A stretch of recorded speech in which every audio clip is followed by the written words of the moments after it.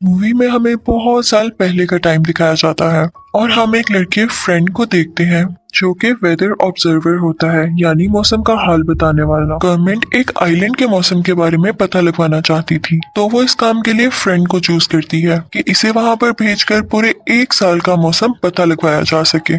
और अब फ्रेंड को एक शिप के जरिए उस आइलैंड पर छोड़ा जाता है। यहाँ से फ्रेंड ने गवर्नमेंट को मौसम की खबर देते रहना थी और अब उसका एक घर सेट किया जाता है जहाँ पर उसे पूरे साल के लिए रहना था। वहाँ से उसे एक लाइट हाउस नजर आता है। अब शिप का कैप्टन और फ्रेंड उस लाइट हाउस की तरफ बढ़ते हैं। अंदर जाकर देखते हैं तो वहाँ पर एक आदमी होता है जो कि लाइट हाउस में ही रहा करता था। उसका नाम ग्रूनर था। शिप का कैप्टन उस आदमी से पूछता है कि यहाँ पहले जो लड़का आया था जो मौसम का हाल बताया करता था वो कहाँ पर है, हमें उसे अपने साथ वापस लेकर जाना है। तो वो आदमी से बताता है कि उसे कोई बीमारी हो गई थी और फिर वो मर गया। तो कैप्टन उससे पूछता है तो उसकी डेड बॉडी कहाँ पर है। तो वो उसे बताता है कि वो बीमारी की हालत में एक बार कहीं बाहर गया था और फिर वापस नहीं आया, हो सकता है वो डूब गया हो। और फिर वो कैप्टन वहां से चला जाता है, लेकिन जाने से पहले फ्रेंड को वो अपनी गन देता है कि इस आइलैंड पर खतरा है और तुम अपना ध्यान रखना। अब हम देखते हैं कि फ्रेंड वहां पर मौजूद घर के अंदर आ जाता है। वहां पर उसे पिछले वेदर ऑब्जर्वर की डायरी मिलती है। उस डायरी में लाइट हाउस का स्केच भी था और साथ ही साथ अजीबोगरीब क्रिएचर्स का भी। फ्रेंड को लगता है कि शायद वो अकेला रहता था तो इसलिए उसने ऐसे स्केचेस बनाए होंगे।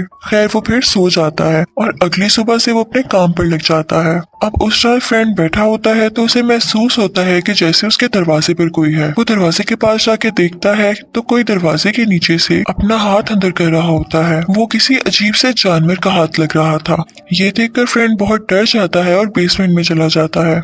वो सारी रात वहीं पर रहता है और जब सुबह उठ के अपने घर के बाहर जाता है तो उसे अजीबोगरीब फुटप्रिंट्स मिलते हैं जो कि उसके घर के बाहर से होते हुए समुद्र की तरफ जा रहे थे। फ्रेंड को कुछ समझ नहीं आता तो वो लाइट हाउस में जाता है क्रूनर के पास, लेकिन क्रूनर उसके लिए दरवाजा नहीं खोलता और वो कहता है कि तुम्हें उन लोगों के साथ ही वापस चले जाना चाहिए था।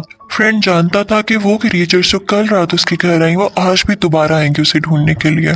तो वो अपने कैबिन यानी घर के इर्द गिर्द लकड़ी की बाउंड्रीज बना देता है और तैयार रहता है। और जब वो घर के अंदर आकर देखता है तो उसे एक बड़ी सी राइफल और काफी ज्यादा बुलेट्स भी मिल जाती हैं, जिसकी वजह से उसे थोड़ा हौसला मिलता है। अब जैसे ही रात होती है तो वो क्रिएचर्स दोबारा आने लगते हैं और फ्रेंड उन पर फायरिंग शुरू कर देता है, लेकिन वो क्रिएचर्स बहुत ज्यादा थे तो इसलिए फ्रेंड अपने घर की बाउंड्री पर लगी हुई लकड़ियों को आग लगा देता है ताकि वो उसको क्रॉस न कर सके, लेकिन इसकी वजह से उसके अपने घर के दरवाजे को भी आग लग जाती है। फ्रेंड डर जाता है कि कहीं उसका पूरा का पूरा घर ही न जल जाए, तो वो अपने घर से बाहर आ जाता है और देखता है कि आग की वजह से सब क्रिएचर्स वहां से जा चुके हैं। अब फ्रेंड का सारा घर जल रहा था और वो एक पत्थर के पास बैठकर ये सब कुछ देख रहा था।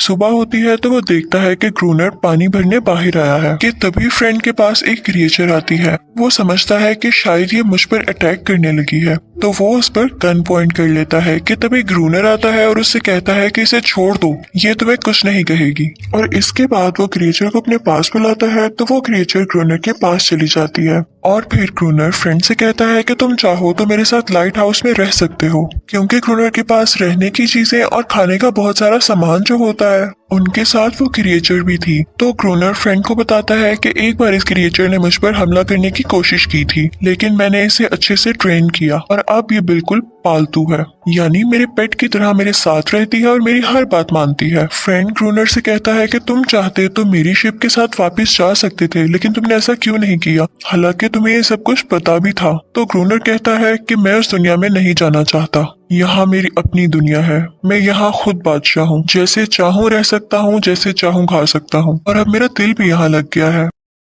तो फ्रेंड उससे कहता है कि ठीक है तुम यहाँ पर ही रहो, लेकिन जैसे ही कोई नेक्स्ट शिप आएगी तो मैं उसे इशारा दे दूंगा कि मुझे भी अपने साथ ले जाए। ग्रूनर उसे बताता है कि यहाँ पर कोई बहरी जहाज नहीं आएगा। कभी कभी ऐसे होता है कि यहाँ पर कोई बहरी जहाज आए और उसमें से एक तुम लोगों की शिप भी थी जो कि अब एक साल बाद ही आएगी। ग्रूनर उससे कहता है कि तुम परेशान मत हो, ये क्रिएचर सिर्फ रात में हमला करते हैं, दिन में कुछ नहीं कहते, तो बस तुम्हें रात में अपनी थोड़ी हिफाजत करना होगी, मैं भी तो यहाँ रह रहा हूँ। अब ग्रूनर उस क्रिएचर को छत पर छोड़ आता है तो वो रोने लगती है और उसकी आवाज सुनकर उसकी साथी क्रिएचर्स वहाँ पर आ जाते हैं और लाइट हाउस पर हमला करने लगते हैं। तो क्रूनर उन पर फायरिंग शुरू कर देता है। वो फ्रेंड से भी कहता है कि तुम शूट करो, लेकिन उससे ये सब नहीं हो पाता और वो बेहोश हो जाता है। दूसरी तरफ क्रूनर सारी रात उन क्रिएचर से लड़ता रहता है और सुबह होने पर फ्रेंड को जगाकर कहता है कि उठो, तुम्हें अगर यहाँ रहना है ना तो तुम्हें काम करना होगा, इन क्रिएचर से लड़ना होगा, खुद में थोड़ी एनर्जी लाओ।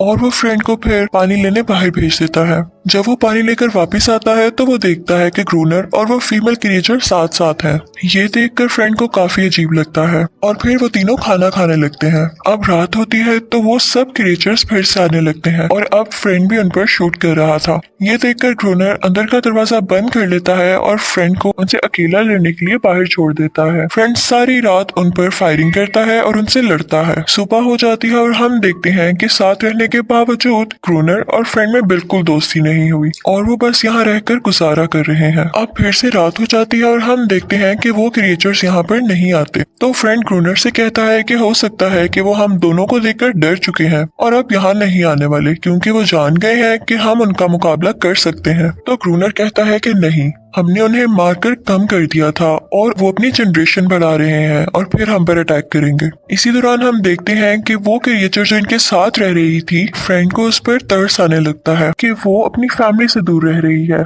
वो उसका नाम अनेरिस रखता है। अब काफी रातें गुजर चुकी थी और किसी भी क्रिएचर ने इन पर कोई हमला नहीं किया था, तो ये लोग इजी हो जाते हैं और चेस खेलने लगते हैं। और आज रात इन लोगों ने लाइट हाउस के बाहर लाइट भी नहीं ऑन की थी कि तभी बहुत सारी क्रिएचर्स इन पर अटैक कर देती हैं। उस हमले में क्रूनर का पाँव बहुत बुरी तरह जख्मी हो जाता है, लेकिन इन दोनों की जान बच जाती है। अब वो फीमेल क्रिएचर यानी अनेरिस क्रूनर का पाँव चाट कर ठीक कर रही होती है, क्योंकि उसके मुंह यानी सलाइवा में ऐसी चीज थी जिससे किसी भी जख्म को ठीक किया जा सकता था।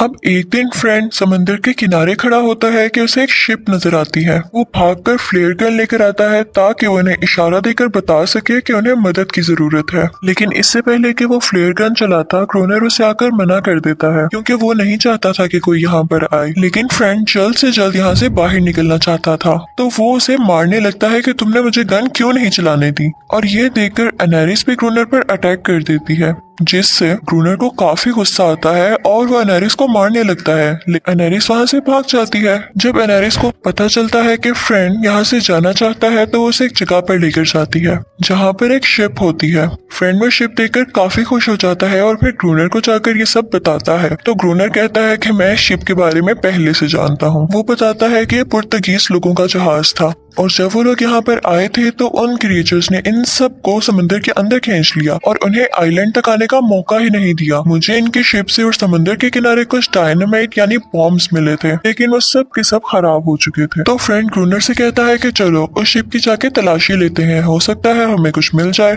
तो क्रूनर कहता है कि यार मैं इंटरेस्ट ही नहीं लेना चाहता, तो तुम अकेले जाओ। फ्रेंड उससे कहता है कि बस तुम मेरे साथ जाना और ऊपर से ऑक्सीजन पंप करते रहना, पानी के अंदर मैं खुद जाऊंगा। और सोचो कि अगर हमें डायनामाइट मिल जाता है तो हम बहुत सारे क्रिएचर्स को एक साथ मार सकेंगे। लेकिन क्रूनर मारने को तैयार ही नहीं होता। अब अगले दिन हम देखते हैं कि समंदर में अनेरिस होती है और फ्रेंड भी वहाँ पर होता है, तो दोनों एक साथ समंदर में नहाने लगते हैं। क्रूनर भी ये सब कुछ देख रहा था तो उसे जेलसी होने लगती है कि इसकी क्यों इससे इतनी दोस्ती हो रही है।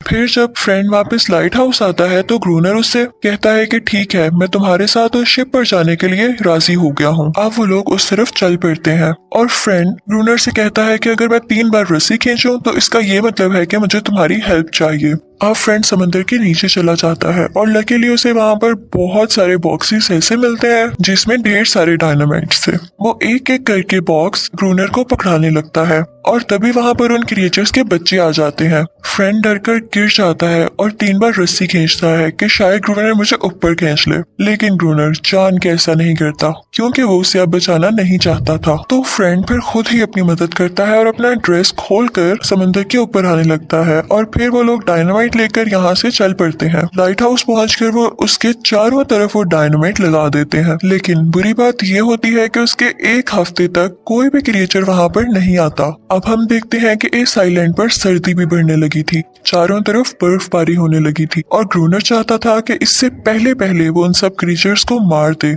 इसके लिए वो हर वक्त एक्टिव रहता था कि कब क्रिएचर्स आए और मैं कब ये ब्लास्ट करूं। अब यहाँ पर ग्रूनर को बहुत गुस्सा आता है कि ये क्रिएचर्स हमारे साथ क्या खेल खेल रहे हैं, तो इस बात का गुस्सा निकालने के लिए वो उस फीमेल क्रिएचर के पास जाता है और उसे मारने लगता है, तो फ्रेंड उसे पीछे से रोक लेता है। ग्रूनर काफी जेलस था कि इन दोनों में इतनी अच्छी दोस्ती क्यों हो गई। ग्रूनर उससे कहता है कि आज रात जैसे ही क्रिएचर्स आए तो मुझे बताओगे और मैं फौरन से उन्हें उड़ा दूंगा। अब फ्रेंड दरवाजे पर ही था कि वो उन क्रिएचर्स का ध्यान रख सके। वहाँ पर ग्रूनर उस क्रिएचर को छत पर ले आता है और कहता है कि चिल्लाओ और रो ताकि तुम्हारी आवाज सुनकर वो क्रिएचर्स यहाँ पर आए, और इसी के साथ वो रोने लगती है और ऐसा ही होता है कि बाकी क्रिएचर्स वहाँ पर आने लगते हैं। आते ही वो नीचे खड़े फ्रेंड पर अटैक कर देते हैं और जैसे तैसे करके वो अपनी जान बचाकर लाइट हाउस के ऊपर आ जाता है और इसी के साथ ग्रूनर वो ब्लास्ट कर देता है, जिसकी वजह से सारे क्रिएचर्स मारे जाते हैं और वो दोनों भी जख्मी हो जाते हैं।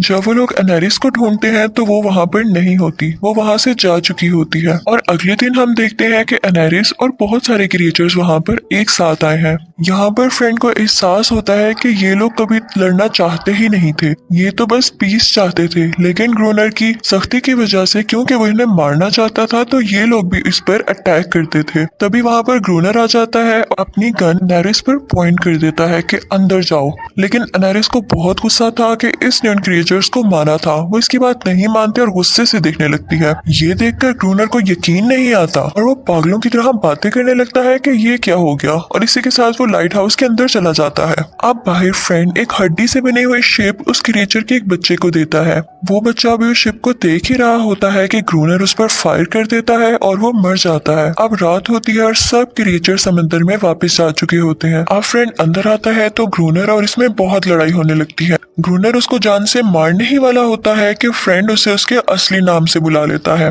और कहता है कि मैं तुम्हें जानता हूँ, तुम वो हो जो मुझसे पहले यहाँ पर मौसम का हाल बताने आए थे। तुम भी मेरी तरह एक वेदर ऑब्जर्वर थे जिसके बारे में तुमने बताया था कि वो मारा जा चुका है। ये सुनकर ग्रूनर घबरा जाता है क्योंकि वो नहीं चाहता था कि कभी भी किसी को उसकी असलियत पता चले, वरना उसे वहाँ से वापस बुला लिया जाता। उसका दिमाग अब वैसे भी बैलेंस में नहीं रहा था। वो लाइट हाउस के बाहर चला जाता है और सब के सब क्रिएचर्स उस पर अटैक करके उसे मार देते हैं। अब फ्रेंड यहाँ पर अकेला बच गया था। यहाँ पर रहते रहते उसे पूरा 1 साल हो चुका था और तभी वहाँ पर कुछ लोग और शिप कैप्टन आता है और उनके साथ एक और वेदर ऑब्जर्वर था जो कि अब फ्रेंड की जगह यहाँ पर काम करने वाला था। यहाँ पर फ्रेंड की हालत काफी खराब हो चुकी थी, उसके बाल और दाढ़ी भरे हुए थे, तो ये लोग समझते हैं कि शायद ये ग्रूनर है जो कि लाइट हाउस पर काम करता है। और फ्रेंड भी खामोश रहता है क्योंकि वो उन्हें अपनी असलियत नहीं बताना चाहता था। वो लोग उससे जब फ्रेंड के बारे में पूछते हैं तो वो वही जवाब देता है जो उसे ग्रूनर ने दिया था कि उसे कोई बीमारी हुई और वो मारा गया। फ्रेंड भी अब वैसा ही फील कर रहा था जैसा ग्रूनर यहाँ पर फील करता था। वो यहाँ पर पीस से रह रहा था, उसे कोई कुछ नहीं कहता था और उसे ये जिंदगी काफी अच्छी लग रही थी। और तभी शिप कैप्टन कहता है कि यहाँ की तलाशी ली जाए और फिर हम देखते हैं कि एनेरिस भागती हुई समंदर के अंदर छलांग लगा देती है, जिससे ये जाहिर होता है कि ये दोनों यहाँ पर एक साथ रह रहे थे और इन्हें तंग करने वाला यहाँ पर कोई भी नहीं था और फ्रेंड भी अब यहाँ से जाना नहीं चाहता था। इसी के साथ ये मूवी एंड हो जाती है। Thank you for watching.